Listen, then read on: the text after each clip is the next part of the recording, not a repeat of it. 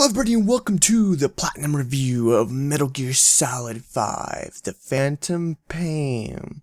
As I'm sure you can clearly tell from my loading screen here in the beginning, I have acquired 100% completion of this game, and let me tell you, it has been a journey. And in this, I've also acquired the legendary Platinum Trophy from PSN. Now, of course, that all sounds dramatic and really awesome, and it is, and it was worth it. I mean, for 200 plus hours, I hope it's worth it. But anyway, let's go ahead and talk about the game a little bit, my opinion, and all that lovely stuff. First off, I'd like to start this by saying this is my first Metal Gear in the Metal Gear series, and a big shout out to Hazard, one of my close online friends, for suggesting the game. Great game. Was it hard getting the platinum? You know, I have acquired more difficult platinums in my gaming career. I have also acquired very easy platinums, and I would strongly say that this is about an 8 out of 11 in difficulty. Now, the only reason that it's even that high, okay, is because of the time involved in having to put into this game to get the trophy. Once you get like a certain number of things unlocked in the game, the really powerful stuff, it kind of just becomes a little repetitive, not a lot, just a little, okay? And there were things like, you know, it's 157 side ops. I was like, holy shit, that's a lot. You know, things like getting S on all the missions to get the trophy, which was difficult and required me to basically play the entire campaign of 50 missions over 3 times over. So there's 50 missions, and I think I have a total of 160 something missions completed. Just to give you an idea of just how many times I had to like redo a mission because I missed a task, or I wasn't too sure how to do it and I had to go back and go try, and etc. So it's definitely a lot of time you have to invest into the game. The only thing that really irritated me was listening to people's conversations in the game and people's interrogations. And what I mean by this is, in the game, there's a mission task, and it will say, you know, listen to this guy talk about, you know, what's going on in this village or something. And the game is sometimes a little finicky about whether or not it picked up or it thinks that you heard it or not.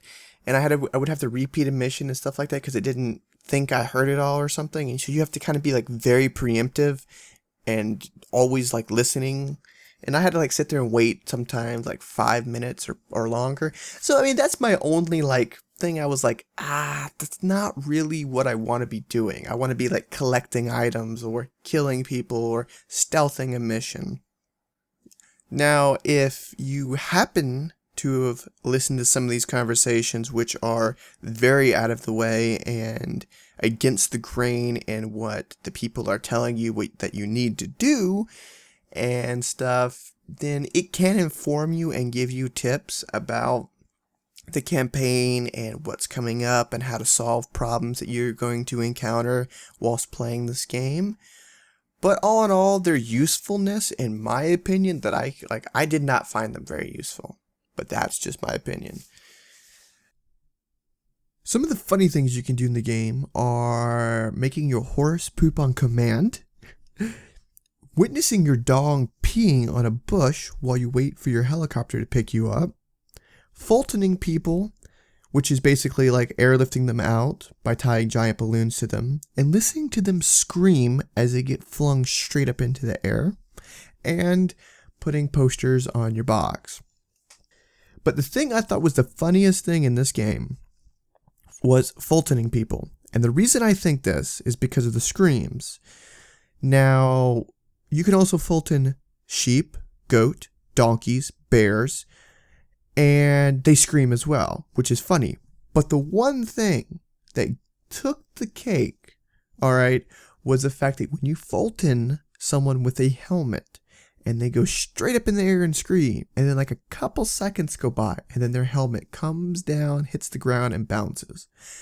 It put me in a gut-bursting laughing fit. My experience with the gameplay was flawless. And that's the best word I could describe my experience. I experienced no game-breaking bugs, no notable bugs in the game whatsoever. The collision was good.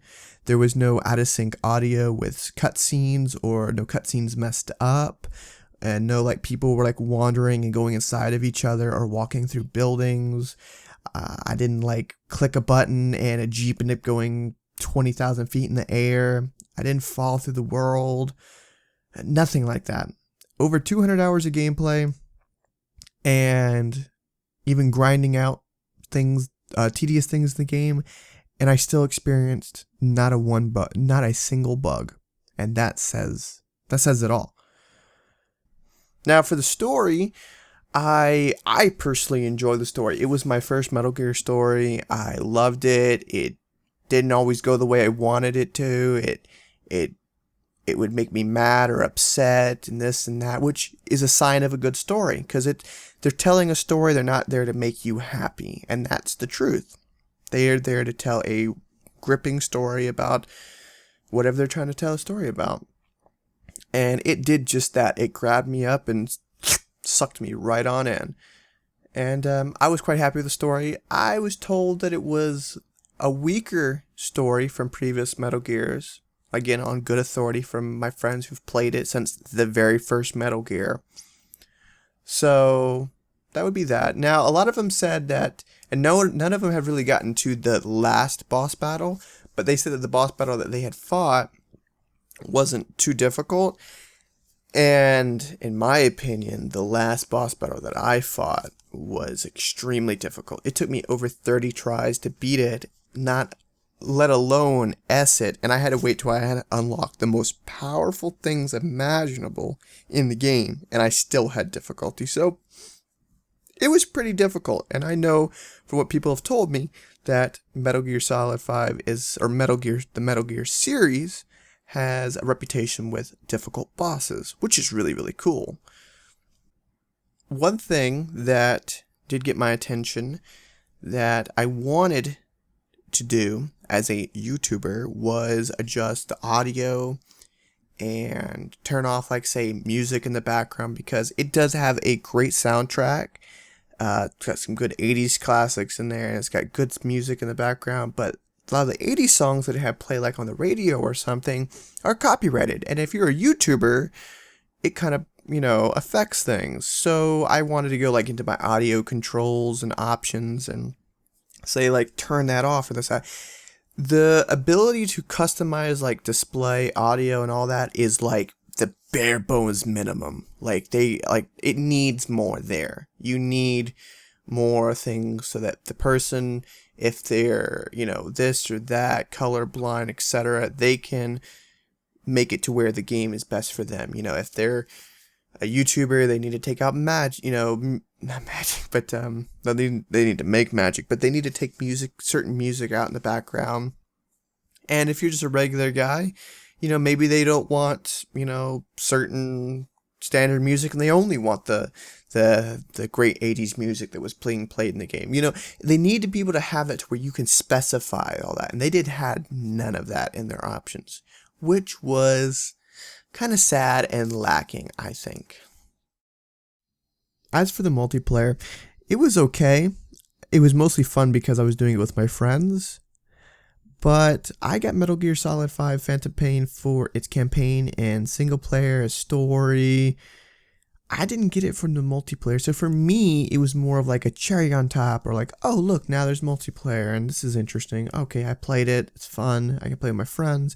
Now, if they added the feature that people could come into the world and do missions with me, that would have made this multiplayer amazing, and I would have been like flabbergasted. But it was this whole like team deathmatch whole thing, which was okay, and it's a nice thing to have. The online play, or FOB missions, or FOB missions, they're okay. They're good. They're not the most interesting thing, and it's not what kept my interest most of the time. It was, let's just say Metal Gear is known and is strong, and its strength is its campaign, not its multiplayer. For example, Call of Duty's strength is multiplayer, not always their campaign. And that's kind of a good example of this, is that it does have some multiplayer, and it's good. It serves its purpose. It can help better you in the game, and it can help get you resources to help develop your base and etc. and make you stronger, which is good. But, I've played better multiplayer, and that's just the truth. So I will give this a strong, and I mean I will lean this to the very, very, very strong 5 out of 11 for my opinion on the multiplayer and the FOB missions and everything. So I will sum up my overall review of the game to be an 8 out of 11. Now, it was a 9, but I knocked it down a peg back down to 8 because it is now fixed, and I stress this, it is now fixed, but there was a game-breaking bug where it stopped you, bugged out your story if you used a certain buddy on a certain mission. So just because of that, I never experienced this bug, but some of my friends did, and because of that, I knocked it down to an 8.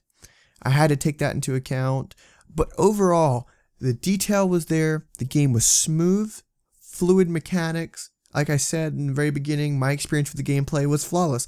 And that speaks for itself. 200 hours plus of gameplay of me playing this game. And I cannot tell you in one thing notable that was buggy about this game. Not one thing.